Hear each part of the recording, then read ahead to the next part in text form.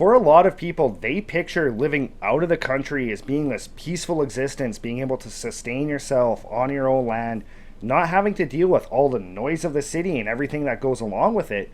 But a lot of people don't realize that living out of the country, far from the city, you're further from help, and there's stuff that happens that you have to deal with on your own.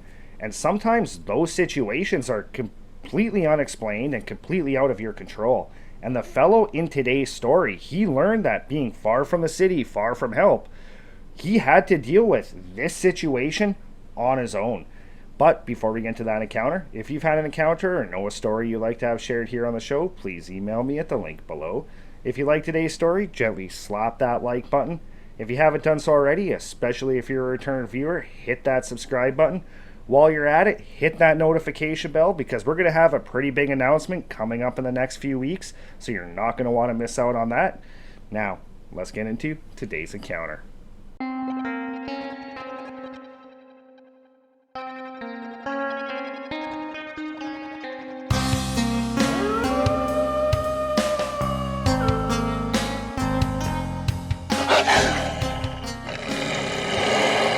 Kyle grew up being your typical northern Minnesota boy. He spent a lot of time out in the outdoors, fishing the countless lakes of northern Minnesota. In fall, he absolutely loved going deer hunting with his father, with his uncles. When he wasn't doing that, he was usually out in the bush somewhere on an ATV trail, blasting his way down the trails. And it was just a way of life for Kyle. And Kyle's plan when he was older was that he wanted to have his very own property. He wanted to have a big dugout that he could stock with fish. He wanted to be able to hunt deer on his own property and basically just be able to sustain himself that way. However, life threw a curveball at Kyle during high school when all of a sudden he realized that, you know what, this dream, as awesome as this sounds, it's not really obtainable. I'm going to have to find a career. I'm going to have to get a job. I need a way to basically provide for myself. So Kyle ended up going off to a local trades college. He ended up becoming a mechanic. And for the next 20 years, that's what Kyle did. Basically, right out of high school at 18 years old, he went off to that trades college, became a mechanic. And when he was about 38 years old, Kyle found himself being pretty much recently single. Him and his wife, they had split up, and Kyle was looking for a fresh start.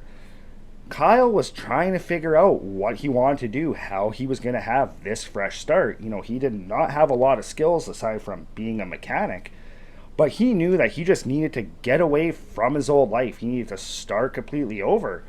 So he decided, you know what, when I was younger, I had this dream that I was going to buy this big property. I was going to have a dugout. I was going to hunt deer on my own property. So he began looking through ads online. And then one day he spotted this one property that just completely popped out to him. He looked at it on his screen and he knew that was a property. He needed to go look at it.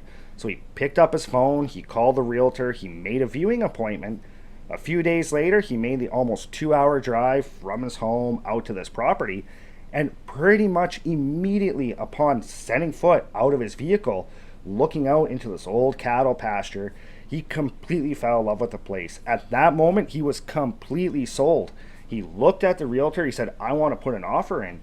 The realtor's like, don't you want to look around the rest of the property? He's like, nope, I've seen what I want to see. I'm sold. I want to put an offer in. This property was basically Kyle's dream. It was about 3 miles off a main highway down this little gravel road. There was not a whole lot of people on this road, and this road basically just completely dead-ended at this large marsh. So there would not be a lot of through traffic, which was basically ideal for Kyle. That was one of the things that when he read it on that ad, he just immediately knew that was a property he wanted. He wouldn't have to worry about people going through his property, damaging things, trying to take things. And just when he stepped out of the car and he saw this property firsthand, he just knew he had to have it. So he put the offer in. The offer was accepted. He ended up going through the bank. The bank approved this big mortgage for him. And shortly thereafter, about 2 months later, Kyle was ready to move on to his property. The only problem was this property, it did not have a house. So Kyle at this point was basically stuck with, okay, how am I going to live on this property? There's no house. I don't know what I'm going to do. So he started looking online again, looking for trailers, looking for mobile homes, and he found a site that provided ready to move housing, and he ended up purchasing this relatively small, it was only about 870 square foot, one bedroom, ready to move cabins, and he had that shipped over to that property. He had it set up, he had utilities run to it. So when it came time for him to move onto the property, this new ready to move home was completely set up and waiting for Kyle. Once Kyle moved into the home, he realized that, you know what, this is an incredibly far commute to work. Something that he just really did not think of, just basically in the excitement of purchasing this property, getting that ready to move home, he completely forgot about how far he would have to drive to get to work every day. So Kyle, he ended up applying at a local mechanic shop in the small town close to home. It was about 8 miles away. He got the job, so the job situation for Kyle was taken care of. And when he moved in April, he spent pretty much that entire spring through the early summer basically just exploring around his land. He had 480 acres. One area of it, about 160 acres, used to be an old cattle pasture.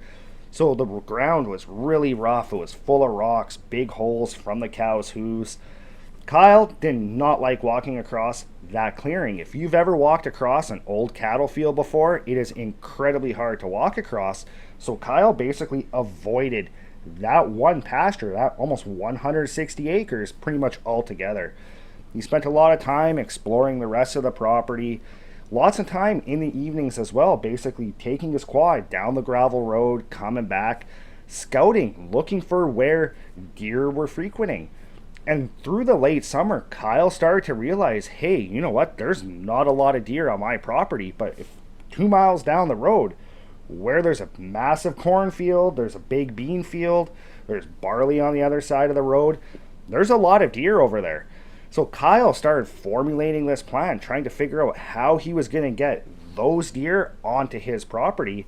And he decided that he was going to go talk to the farmer down the road to see if he would be open to basically farming Kyle's land for him. Kyle would not charge him anything. The guy could plant his crops, he could harvest the crops, keep the profits. Kyle had this discussion with this farmer, and the farmer was basically ecstatic. He was basically jumped at the chance. He was extra profit, more land for him to work without having to buy it. So over that fall, Kyle and this farmer, along with his equipment, they basically readied the land for the next spring.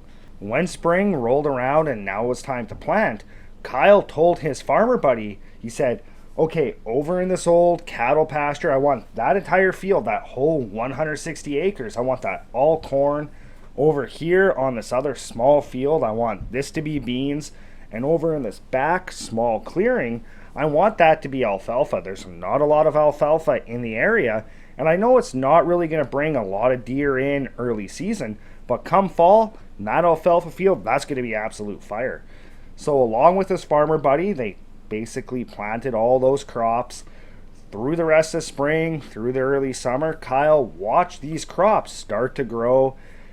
And come about early June, Kyle started noticing something was not really right on the property. He started to notice that things he would leave outside were knocked over. They would be dragged further across the property, further away from the house. Sometimes he would find them just completely broken.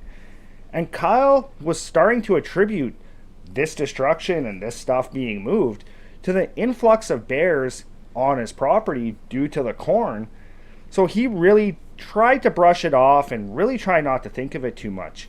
However, come towards the end of June, early July, Kyle started noticing that it's not just stuff being moved across the property by the house. There's something or someone coming up to the house at night.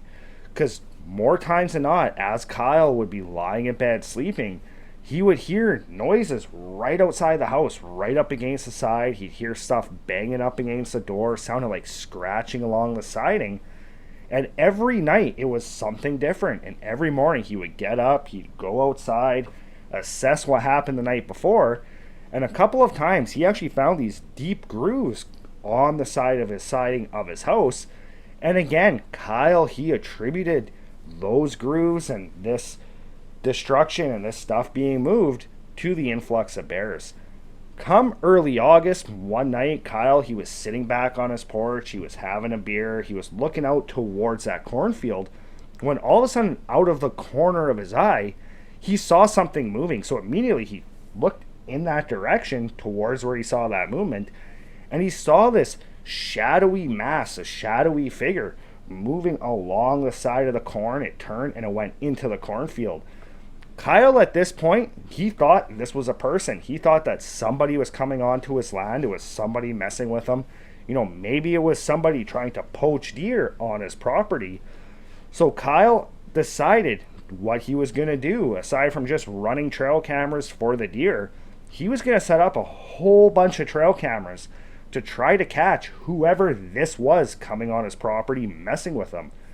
So the next day, he made the drive 2 hours back to his home city. He bought a whole bunch of trail cameras. He drove back out to his property. And over the next 2 days, Kyle placed those trail cameras all throughout the property, all along the edge of the corn. He put a bunch around the house, some up along the opposing bush line from the house.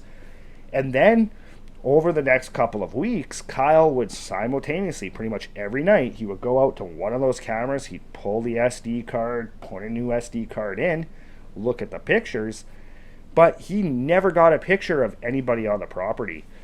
Over the next several weeks, through the late part of August, just like he was basically doing the entire summer, Kyle, every night after dinner, he would go sit on his porch, he'd have a beer, and through the later part of August, almost every single night, as he'd be sitting on the porch, he would catch movement, either up along the corn, out towards the beans, out by the bushes. And it was always the same thing. It was always this dark, shadowy figure moving just along a bush line or just along the corn or beans. And then it would disappear into the crops or into the woods. Kyle at this point was pretty much at a loss because, again, he's thinking that this is somebody on his property messing with him or trying to poach animals on his property. But his trail cameras just weren't picking any of this person up. And he just could not figure out why that would be. Kyle at this point decided, you know what, I'm going to put up a whole bunch of motion sensor lights all around the house. That way, if this person comes close to the house at night, these lights will turn on. Maybe they'll wake me up. I'll be able to get up and I'll be able to find out who this is. I can confront them. So Kyle, he had an electrical contractor come out. They set up all these motion sensor lights all across the property close to the house. And come early September, once those lights were put in, almost every single night while Kyle would be lying in bed, one or more of those lights would go on. And every single time Kyle, he would get up out of bed, he'd rush over to the window, he'd look outside, but there was never anybody there. It was about the middle of September. One night, Kyle, he's in bed, he's having a really hard time sleeping. It was just one of those nights. He just could not get himself to fall asleep. He's lying there with his eyes closed when suddenly a motion light right outside of his bedroom window turns on. Kyle, he did not really react too much to this light going off because every other time one of those lights would go on, he would get up, he'd look out the window, there'd be nobody there. So Kyle, this time, he just lied in bed. A couple of minutes later, Kyle heard what sounded like somebody outside the side of his house, right by his bedroom window, and it sounded like this person was trying to climb up onto the roof. Kyle immediately sprung up out of bed, rushed to the window, looked outside, nobody there. Then all of a sudden, he could hear somebody up on the roof.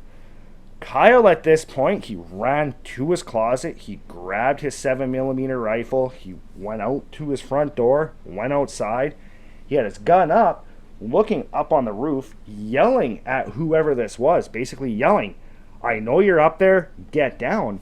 But this person was not responding, and he could not see them at all. He ended up going all the way around the house with his rifle up, looking up onto the roof, not seeing anybody. And he didn't hear anybody jump down either. Kyle, after about 20 minutes of circling his house, basically over and over, looking up at the roof, figured, whoever this was, they must have jumped off, they've taken off into the bush. Now they know I'm armed. Maybe they won't come back. So Kyle made his way inside, locked the door, made his way back to his room. This time, instead of putting his rifle in the closet, he put his rifle right beside his bed. He lied down and he tried to go back to sleep. The next morning, he woke up, and the first thing he did was go outside to go see if he could figure out where this person came from, to see if there's any tracks through the grass, through the mud, to indicate what direction this person had come to his house from. But he could not find any sign of this person at all. There was no footprints on the ground. None of the grass all around the house was matted down. There was no sign that anybody was there, aside from where he had walked the same circle all around the house the night before. And Kyle at this point was pretty perplexed. He's like, there was somebody here last night. I heard them climb up onto the roof. I could hear them on the roof. The only footprints, though, are from me. And so he was trying to figure out where this person came from and how they managed to cross all of this grass or even the mud of his driveway without leaving any footprints at all. That night, Kyle decided, you know what, I'm going to stay up late tonight. I don't think this person's coming back, but I'm going to be sure. I'm going to stay up. I'm going to keep all the lights off inside the house. I'm going to sit on the porch. I'm going to have my rifle with me, and I'm just going to watch. And if I find this person coming onto the property, there's going to be hell to pay. So that night, after dinner, when it came time for bed, Kyle turned all the lights off in his house. He made his way out the front door, and he sat on the same chair he sat on every night with his rifle in his hands. About 1 o'clock that morning, as Kyle's sitting there scanning towards the corn, scanning towards the beans, all of a sudden he hears from the left side of the house, off to his left, what sounds like somebody walking on this little patch of gravel that ran right up along the left side of the house up to where he kept a water cistern to catch rainwater. Kyle at this point kind of turns his head, looks in that direction. He shoulders his rifle, getting ready for when this person comes around the corner so he could confront them. And he wanted them to know that he was armed. That's why he was having his rifle up, just in case. He could hear these footsteps getting closer and closer towards the side of the house. And in anticipation, he starts to kind of shake because he doesn't know who this person is. He doesn't know if they're armed. All he knows is they've been coming around his property for a long time now, and they climbed up on his roof the night before, and he has no idea what they're capable of. So he's kind of trembling, holding his rifle, looking at the corner of the house. You hear the footsteps getting closer, and right as it sounded like those footsteps were about to step forward and this person would come into view, they completely stopped. Kyle at this point, he could hear his heart beating in his head. He could feel his chest just pounding, and he didn't know what to do. He didn't know if he should call out to this person. He didn't know if he should get up, move away from the safety of his front door, try to get around the corner of the house to confront them. So he just sat there with his rifle up, waiting. He sat like that for about 15 minutes, and this person did not move. He did not hear any more footsteps. So Kyle, at this point, decided he was going to go confront them. So very slowly, he got up with his rifle up, made his way down the 2 steps off the front of his house from his porch towards the corner of the house. Whole time, his rifle was up, aimed at that corner. Very slowly, as he kind of pieced a pie around that corner, he noticed that there was nobody there at all. Kyle, at this point, kind of lowers his rifle, completely confused, because if this person was there, no matter what direction they would have walked in, he would have heard the gravel. It was completely silent outside. So at this point, he's not sure what to do. He has no idea where this person went, and he starts to really question himself that, did he actually hear footsteps? Was this just his mind playing tricks on him because of being so hyped up from the night before? And right as he lowered his rifle and went to turn around to go back to his front door, all of a sudden, multiple of those motion lights on his property all started to go off. And it was not at the same time. It was like one light went on, then another, then another, then another, kind of all in a big row all the way around the house, as if somebody or something was running just along the edge of the property around his house, triggering all these lights. Kyle immediately got his rifle up and followed those motion lights as they turned on. And right as he got in line with the last motion light, that one turned on as well. And standing right beneath it was that same shadowy figure that Kyle had seen countless times before. And this person, this shadowy figure of a person, was standing completely motionless right below that light. Kyle, with his rifle up, aimed towards them, started yelling at them, and no matter what he would yell or how loud he would yell or how long he would yell, this person did not respond. They didn't flinch. They did not react at all. Kyle, after about a minute of basically profusely screaming at this person and them not reacting, he very slowly, with his rifle up, started making his way towards this person. When he got about 15 yards from this person, though, Kyle immediately stopped. He noticed that he could not tell any detail on this person at all. He could not see their hands. He couldn't tell what type of clothes they were wearing. He couldn't see their ears. He couldn't even tell if this person was looking away from them, if he was facing them. It was just this black, shadowy silhouette of a person, this darkness that basically just consumed the light. Like, there was no detail to this person at all.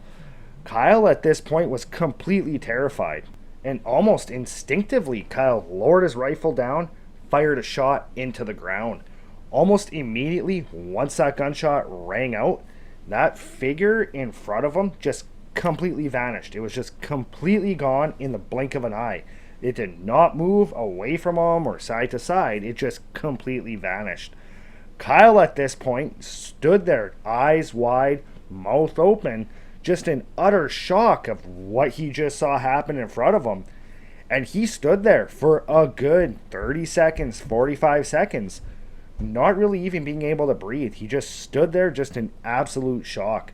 Once that initial shock wore off, Kyle turned, ran back to his house, he jumped in his vehicle, and he drove all the way back to his home city, to where his parents lived, and he ended up staying there for a good month and a half. He just refused to go back to his property.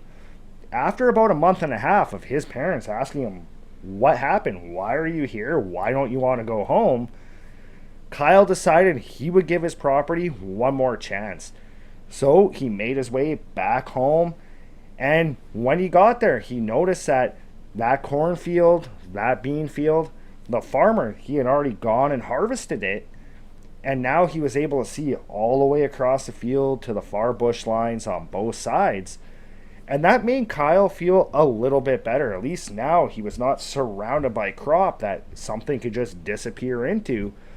So that first night back at home, even though he was completely terrified, Kyle, just like he would do before, after dinner, he made his way out onto the porch. He sat on his chair. He had his rifle right beside him this time, sat there with a beer, looking out into those fields, and he was completely terrified. But he knew, like, this was his home. He needed to try to figure out either how to get rid of whatever this is or figure out how to just live with it.